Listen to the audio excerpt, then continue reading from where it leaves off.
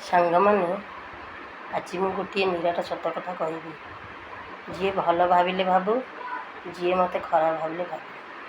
ଯିଏ ଭଲ ଭାବୁ ତ ତା ପାଇଁ ସେଇ ଜିନିଷଟା ଉପକାରରେ ଆସିବ।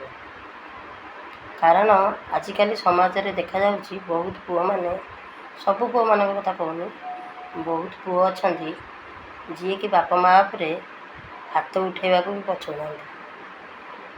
ଆରେ ବାପା ମାଆ ତମକୁ କଷ୍ଟ କରିକି ବଢ଼େଇଥିଲେ, ଏଡ଼ିଟରୁ ଏଡ଼ିଟିଏ କରିଥିଲେ, କ'ଣ ତମ ହାତରୁ ମାଡ଼ ଖାଇବା ପାଇଁ?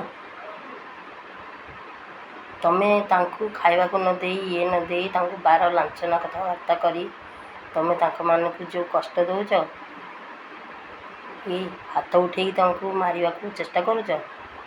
ମନେ ରଖିଥାଅ, 7 ଜନ୍ମ ଯାଏ ବି ତମେ ହାତ ଯଦି ତମର ଖୋଜିବ, 7 ଜନ୍ମ ଯାଏ ବି ତମ ହାତ ଭଗବାନ ତମକୁ ଦେବେନି। କାରଣ ଭଗବାନ ତମକୁ ହାତ ଦେଇଛନ୍ତି କାହାର ରକ୍ଷା କରିବା ପାଇଁ, କି କାହାକୁ ମାରିବାକୁ ନୁହେଁ। ଦୁନିଆରେ କେହି ମାରିଦେଲେ ବଡ଼ ଲୋକ ହେଇଯାଆନ୍ତେନି, କି ଦୁନିଆରେ କେହି ମାରିଦେଲେ କେହି ଛୋଟ ଲୋକ ବି ହେଇଯାଆନ୍ତେନି। ମାରିବ କେଉଁ ଜାଗାରେ? ଯେଉଁଠି ଭୁଲ ଥିବ ମାରିବ। ତା ବୋଲି କ'ଣ ବାପା ମାଆକୁ ହାତ ଉଠେଇକି ତମେ ମାରିବ? ବାପା ମାଆ ପରା ଦୁନିଆକୁ ଆମକୁ ଆଣିଛନ୍ତି ଜନ୍ମ କରିକି, ଆମକୁ ଏଡ଼ିଟରୁ ଏଡ଼ିଟେ କରିଛନ୍ତି। ତୁମେ କେଉଁ ହିସାବରେ ତମ ବାପା ମାଆକୁ ମାରିବାକୁ ହାତ ଉଠାଉଛ? 100 ଥର ଭାବିକି ଦେଖ। ଆଜି ଯଦି ତମେ ବାପା ମାଆକୁ ମାରୁଛ ନା, କାଲି ତମ ପୁଅ ବି ବଡ଼ ହେବ। କାଲି ଯେତେବେଳେ ତମ ଉପରକୁ ହାତଟା ଉଠେଇବ, ତୁମକୁ ସେତେବେଳେ କେମିତି ଲାଗିବ କଷ୍ଟ, ସେଇଟା ସେତେବେଳେ ତମେ ହିଁ ଅନୁଭବ କରିବ।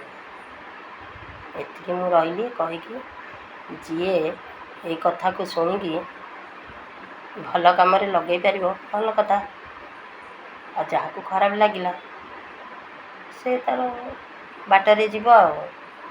ଆଉ ତାକୁ ତ ଆମେ, ଖରାପ ଲୋକକୁ ତ ଆମେ ବୁଝେଇ ପାରିବାନି ନା। ଏତିକି କହିକି ମୁଁ ମୋର ଏଇଠି ଶେଷ କରୁଛି। ସାଙ୍ଗମାନେ, ଯଦି ମୋ